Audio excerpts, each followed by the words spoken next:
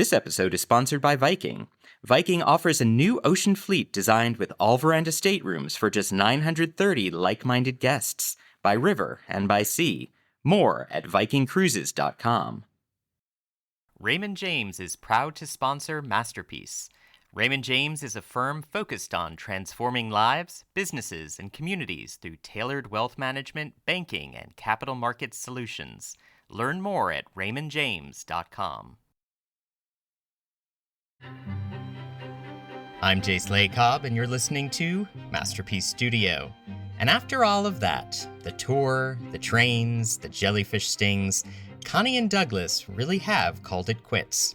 Got the cool dry out, I see. Lasts a lifetime. Is that a good thing? I think so. Back in fashion, apparently. Is it now? And who told you that? I'm pleased to see you. You too. It's not for lack of trying. Douglas didn't pursue his son Albie across Europe for nothing. Hola. ¿Cómo estás? Hello, Albie, it's me. I can see that. What are the chances? But this delicate, deliberate portrait of a marriage moved to friendship was just as intentional as the work of the couple at its core, played by Saskia Reeves and Tom Hollander. I understand why you wanted to go, but I don't think you should. Not now. I know it's frightening, it just being the two of us again. It frightens me too, but I know that we can make it feel more like it did when we began. Long time ago, Douglas. I know. Can't ever be like that again.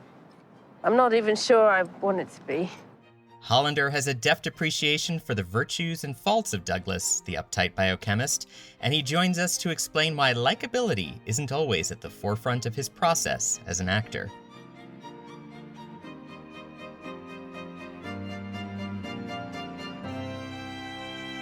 And this week we are joined by us star Tom Hollander. Welcome. Hello. Hi. You not only star in Us, the adaptation of David Nichols' novel of the same name, but you're also a producer alongside David on the project. What attracted you to this project initially? Well, working with David in the adaptation of his book, he's a great screenwriter and also a novelist, obviously. And the scripts were still at a stage of development. He'd written, I think, the first two, and when we came on board, we got to finish adapting the book with him, which was fascinating and rewarding. In a piece you wrote about Us for the Evening Standard, you described it as, quote, a sort of reverse rom-com. Instead of watching people who love each other try to get together, we watch people who love each other try to break up. Was that part of the appeal then, a falling out of love story that ultimately is a testament to both love and family? Well, yeah, I mean, I thought that was a smart way of describing the structure. What I really liked about it was that it makes the idea of breaking up not the end of the world. It's such a common thing. It made it seem that though it was tragic, in some ways it was tragedy, it wasn't a disaster in their lives. And it meant that the breakup of a relationship could be encompassed within a life in a way that didn't have to be the end of everything. And in a way, the most important speech, I think, in the story is Connie's speech to him at the end. I've never thought it was a mistake. I've never regretted it, never will. Listen to me. Meeting you, marrying you, it was the best thing I ever did. When our daughter died, I wanted to die too, and the only reason I didn't was because you were always there. You're a fine, brilliant man, Douglas. You've no idea how much I've loved being married to you, and now you can be my fine, brilliant ex-husband. And we've a son who's exactly as maddening as he should be, and he's ours. He's mine and yours, and he's part of both of us. And the fact that you and I didn't last forever... well, you've got to stop thinking of it as a failure or defeat. Because we were good, two of us together. And it's not the end of the world. It's not. And I swear, Douglas, life will go on and it will be good. It will. And it is so common that people break up these days, statistically. We all know that it was, I thought, wonderful to see a story that was compassionate and humorous about that, and not couched in failure and depression and all about endings. So I think that's really what I liked about it. And that's what people I know in the UK who watched it found moving and relatable. Connie is an artist. Douglas provides a sort of staid comfort. He's sort of the human equivalent of an itchy wool jumper at times. It's difficult at times to like Douglas. Did you struggle at all with Douglas's perception of victimhood or his likability here? My answer would change, I suppose, at different points. But at the moment, I think your job is to make a character relatable. Whether that's the same as likable, I don't know. But I think we are all dislikable at times. And so to represent I suppose, a fully rounded human being, that has to include the bits that are not attractive. That's not the case, obviously, if you're playing a sort of conventional hero. But in my experience of real life as it is lived, there is no such thing. So it's interesting to play somebody who is difficult. And in a drama like Us, he's not a comic monster.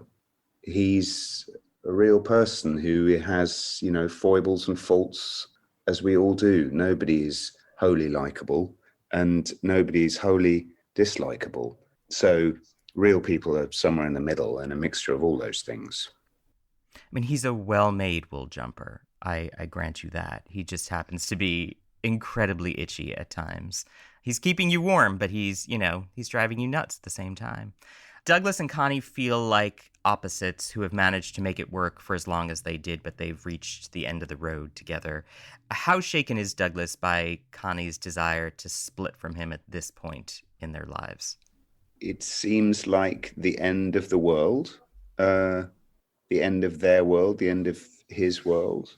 And then the story shows us that it isn't. And that's what's interesting about it. But it's a story about someone trying to control everything, trying to avoid what they think is the worst thing that could be happening to them at that particular moment, and having to accept that they can't, and that they have to let it happen. And then the story allows him to have a future without her, which is a compassionate thing. But yeah, to answer your question head on, very. We learn in the back half of the series that Douglas and Connie lost a child before Albie came along. When I spoke to Saskia last week, she said that she felt it was Jane's death that kept Douglas and Connie together. Do you feel that incident fused them together in a way that wouldn't have been possible had she lived? Is that the thing that has sort of bound them for this long? Well, I don't know. That's interesting. Saskia says that. I don't know. I mean, we're making this up, aren't we? What he's written is that it's something that they've shared clearly that's kept them together, but it's also something that is a shadow over them. It's a scar. It's a pain, isn't it? So, I mean, I think people that lose children, sometimes it's a source of people breaking up, just as often as it is a reason for people to stay together. So I think it's a double-edged sword. We mentioned Saskia Reeves, who plays Connie. Your scenes with her are full of such tension and passion and frustration. What is Saskia like as a scene partner here? Oh, wonderful. We met several people to play the part, and she claimed it immediately by being so open and so readable. Her face is a wonderful combination of beauty and pain and experience all there. I loved acting with Saskia. It was a privilege, and it was very moving. I found it very moving acting with her. And there was difficult scenes to play, sad scenes to play, but I don't think the story is sad, but there was a lot of sadness in it. I am in Croatia at the moment, and there is in Zagreb, there's the most wonderful museum called the Museum of Broken Relationships, which is a peculiar, funny, quirky notion but it's a museum full of people's mementos. People have essentially sent in all the objects in it are objects that people have sent in. Anyone can do it, by the way. Find the website and you can send in something. People have sent in post-it notes of uncompleted things that they sent to each other, or old jumpers or pairs of shoes that remind them of people that have been in their lives and gone. And Douglas and Connie really should be in there. In fact, I could send them a box set of the series. That would be a good exhibit. But that museum is it's very moving. It's very consoling to see how commonplace it is, that it's part of normal life, that those feelings that you have, which you think you're going to die, you don't from that. You die from some annoying medical condition or some accident. You don't die from a broken heart. And I suppose Us, the series, is in a way, it's the same thing. It's like an exhibit in that museum. It's poignant and sad and touching and moving, but it's also okay. It's compassionate and forgiving. I asked Saskia about this, and I'd love to get your perspective, because this is a show, again, about looking backwards and sort of long relationships. How and when exactly did you first meet Saskia, and what role did future Downton Abbey star Hugh Bonneville play in your connecting? My memory of meeting Saskia is I know the one you're referring to, because we were driving her furniture down to Stratford. Yeah, so Hugh and I were doing that. But I had met her before that in clubs. We were with, this did not involve Hugh Bonneville, but we all went to the same nightclubs for a bit in the early 90s. Very much as Connie and Douglas do. So that world that you see represented, where they got together in the 90s, we met each other then. So we do have the same passage of time in our history. We've both become middle-aged in the same city, over the same sort of time spectrum. I don't think I was quite as uncool as Douglas. I wasn't as cool as her. She was the one living in a loft apartment and was very, very hip. I was not living in a loft apartment, but I was doing my best to be part of the rave culture of the early 90s in London.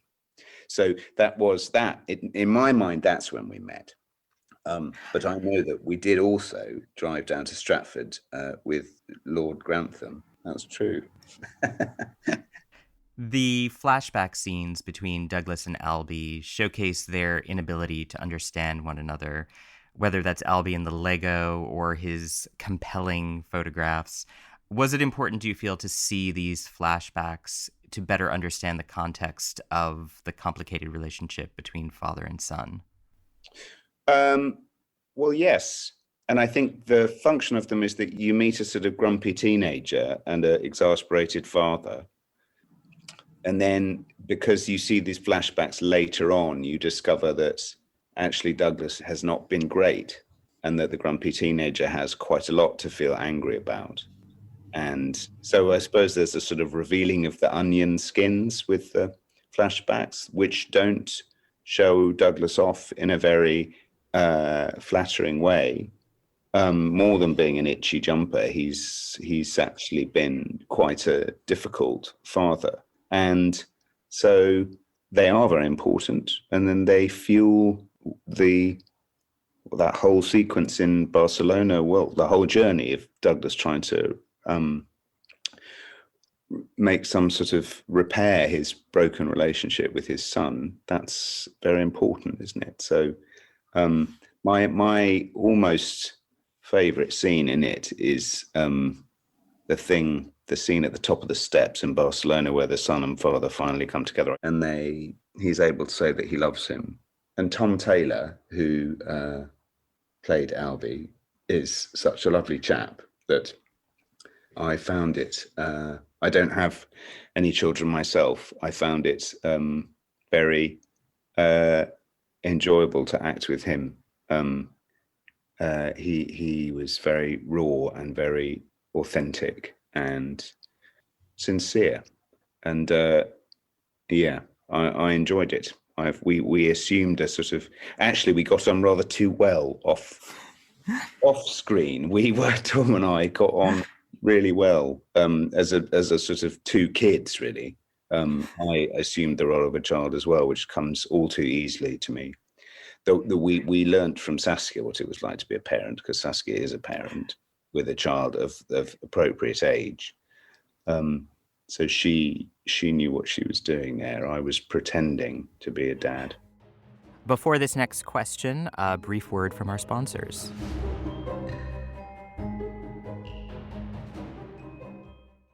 St. Petersburg's Hermitage, Moscow's Red Square, Golden Ring Towns, Viking, dedicated to bringing travelers closer to the real Russia along the waterways of the Tsars, offering a small ship experience with a shore excursion included in every port.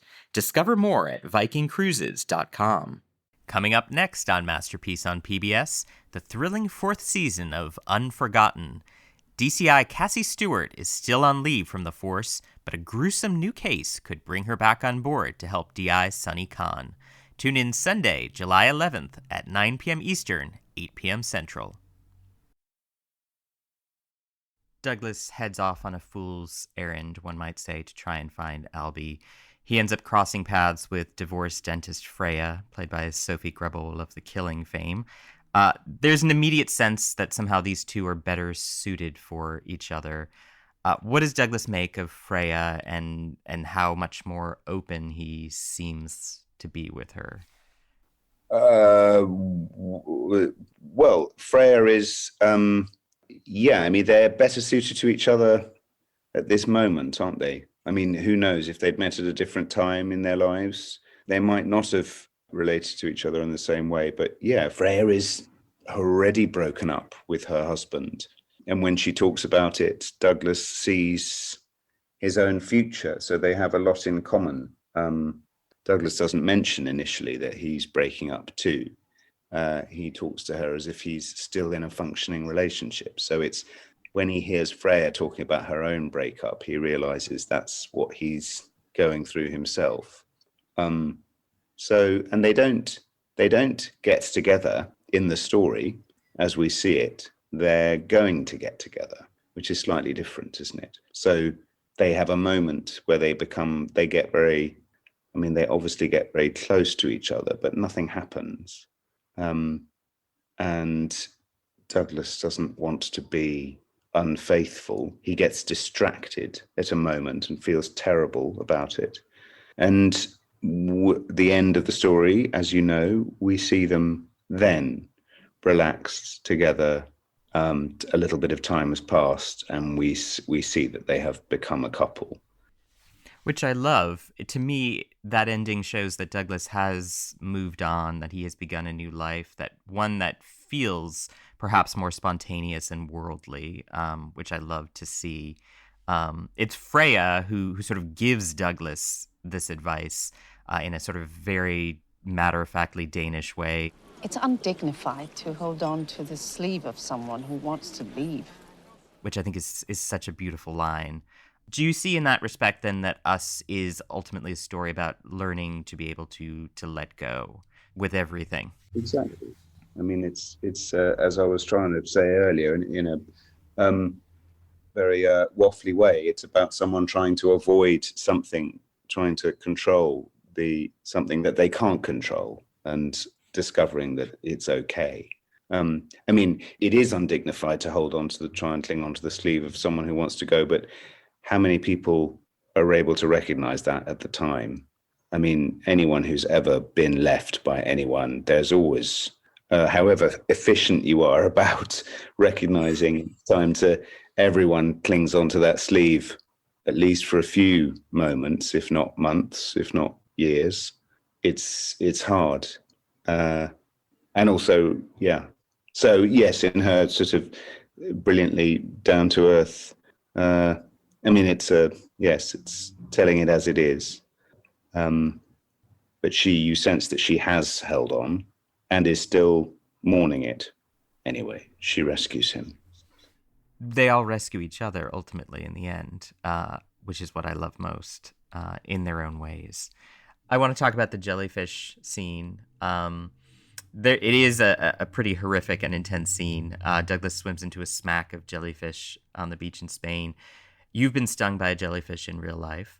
Did you draw upon your own experiences here to shoot this intense scene?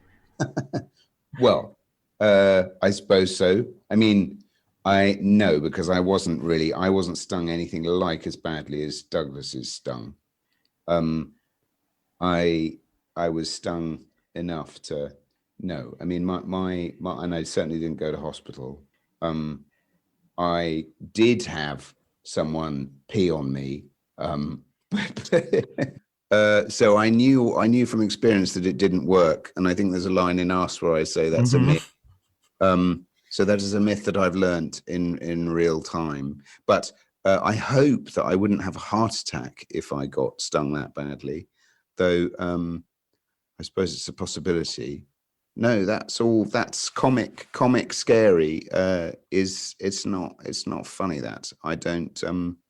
Yes, I've got to the age where heart attacks are a possibility, and I have friends who've had heart attacks. So it's something I wasn't drawing on my own experience as such in having a heart attack, but I was certainly drawing on my own sense of foreboding and fear and imagining about what it's like to have a heart attack, and also then to recover and survive one, I suppose.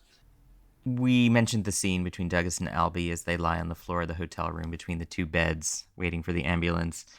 And I personally, I didn't find it cringeworthy. I have a son myself. He's 7, so he's much younger than Albie, but I loved this scene so much because there was so much sort of unspoken between them that he just says, "Can we just lie here quietly?" And they just sort of hold hands. And it is the closest they've ever been to each other over the course of this, or indeed over these characters' lives. It is such a touching, beautiful scene, I think, because of the quietness of it and the stillness of it for a character who is sort of all about order and control, to see him basically acquiesce and just say, "I just want to lie here." I'm very frightened. They're on their way. You're going to be fine. Hope so. If I'm not, tell your mother. Oh, she knows. Let's just lie here, shall we? Lie quietly. Wait. It's just a beautiful scene to me. You know, has he been humbled by these experiences, by his brush with death, his search for his son, this sort of Odyssean quest that he's been on? Does he ultimately come out of this a better, more complete person, Douglas? Well, goodness, what a question. Life has taught him that he can't control it, but I don't know that he needed to be humbled. In a way, he'd already become humbled. I mean, he's not a man that thinks he's exceptional or that the rules are different for him. If anything, he's sort of, I mean, when he's telling Albie that he can't be an artist because it's too difficult, in a way, Douglas is already cowed by life. He's made all these kind of rather limiting decisions. He's living in a sort of with short horizons, isn't he? So in a way, I don't think he's arrogant. I think he's just living a small, controlled life, which I think he needs to. He's too anxious to live in a freer, more expansive way. I see it like that. So he pays the price for that. Perhaps he was lucky to marry Connie. I mean, he got to marry someone that he really loved. She, in a way, was perhaps making more compromises, wasn't she? So, in fact, I noticed that in the Museum of Broken Relationships, the people who had loved, who'd adored someone and been left, in a way had the feeling of being adoring all that time, which they still remembered very fondly. They didn't. The experience of being completely in love with someone is not entirely unrewarding for its own sake. So Douglas has kind of has had this time with this woman that he adored but couldn't hold on to because he wasn't right for her. And I hope in time that he will be grateful for that and not see it only as a loss. And then he gets to meet someone else marvelous and go off with him. So he's actually rather lucky. You recovered from COVID last year and wrote a beautiful piece for Selwyn, which was reprinted in the New Statesman, about the healing power of gardening, about learning the names of the wildflowers taught you by your housebound father via text. What prompted you to write that piece, and how has the last year shifted your view of the world? Oh, goodness. Well, I mean, my view of the world is shifted as everyone else's is. But we're still finding out the consequences to it, aren't we? One very simple one is the inability to travel, which we're all, certainly in the UK at the moment, is very much on everyone's minds as the country tries to unlock. We're still living in a world of masks and fear. And I had quite a nasty version of COVID. It was nasty enough, it felt like a little tap on the shoulder about mortality. And so I feel everything is more fragile. I feel the world that I took for granted has gone, actually. And that coincides with all sorts of things. That coincides with the Western world giving way to the Asian superpower, our assumption of kind of the UK American hegemony that seemed to hold sway in the 60s and 70s and 80s, that's gone and going. And that coincides with this feeling of this pandemic coming to shake us all up and threaten us. And also for me, it coincides with age, a certain aging, that those prime years, my 20s, 30s, 40s, they were spent in a different world from the one that we're entering now. There will be great rewards for this. I'm sure there will be beautiful things that come out of it. I'm not quite sure what they are yet. It's hard not to just think of it in terms of losses, but there have to be gains.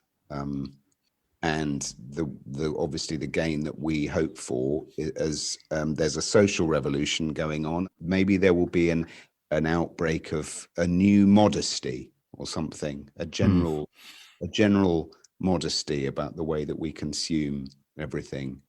A modesty revolution would be helpful, but I don't really know what that means. And that means self-sacrifice, which few of us are really used to, or we all talk about it, and how many of us are doing it. So that's all a bit gloomy. I don't know. I felt that things that were local, things that were right next to you, people that were right next to you and always had been, they suddenly all became and have become much more valuable in the COVID time.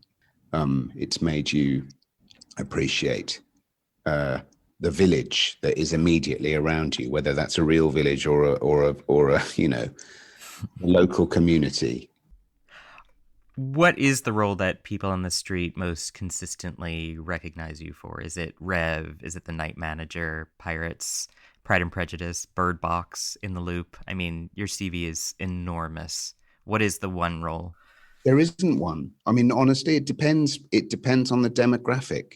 There are women, British women of a certain age. It's Martha meets Frank, Daniela Lawrence. There's a sort of international audience for Pride and Prejudice.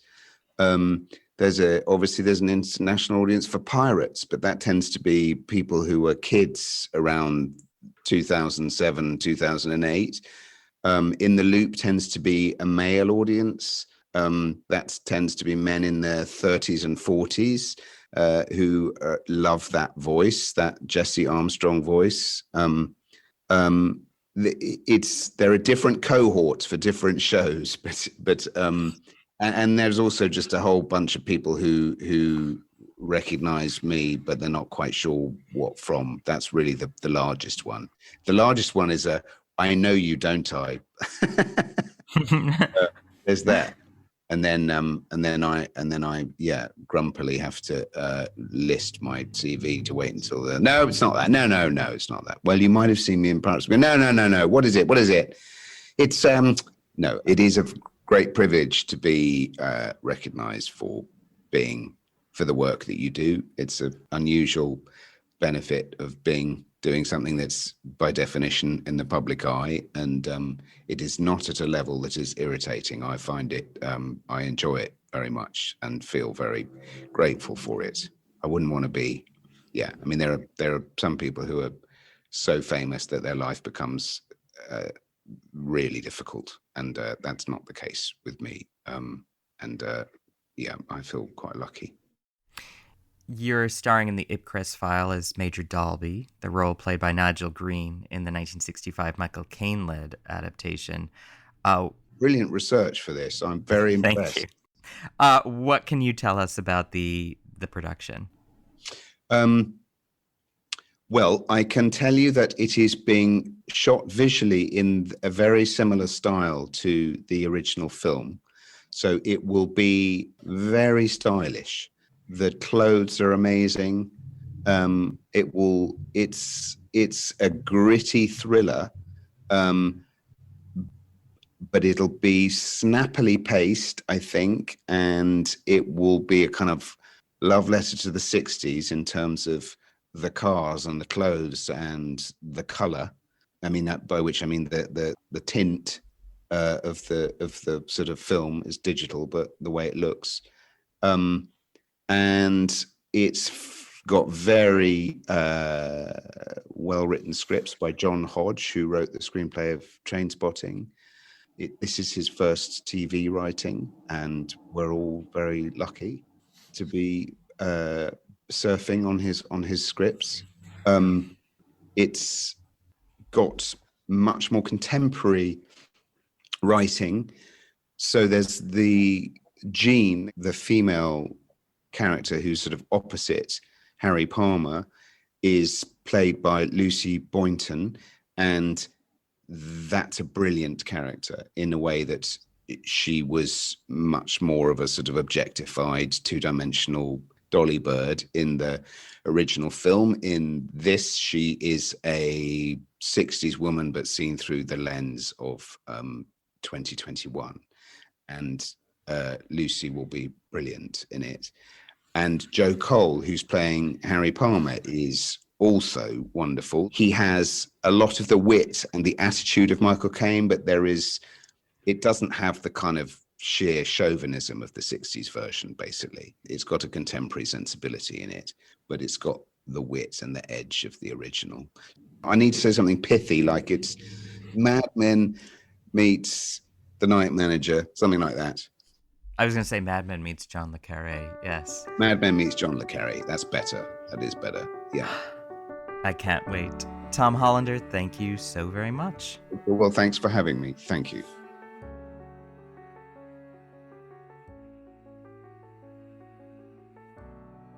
There's another season of Unforgotten on the horizon, and the case is just as twisted and twisty as ever. Fiver if you know when marathons changed to Snickers. 2000. way out 1990. Oh, wow. Where did my life go? Yeah, the victim had a marathon wrapper in his pocket. We're checking it for DNA. And Jake said you think he'd been kept in a freezer? Pretty sure now. The labs confirmed traces of blood in a freezer found near the body. What, and you're thinking he'd been in there since the 90s? Don't know. Weird. Why would someone keep a body for 30 years? We'll leave the crime solving to Cass and Sunny, but we'll unpack the messy, meaty season with series creator and writer Chris Lang at the end of it all on August 15th.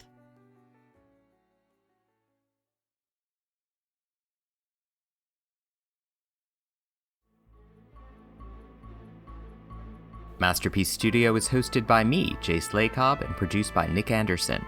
Elishaba Etup is our editor. The executive producer of Masterpiece is Suzanne Simpson.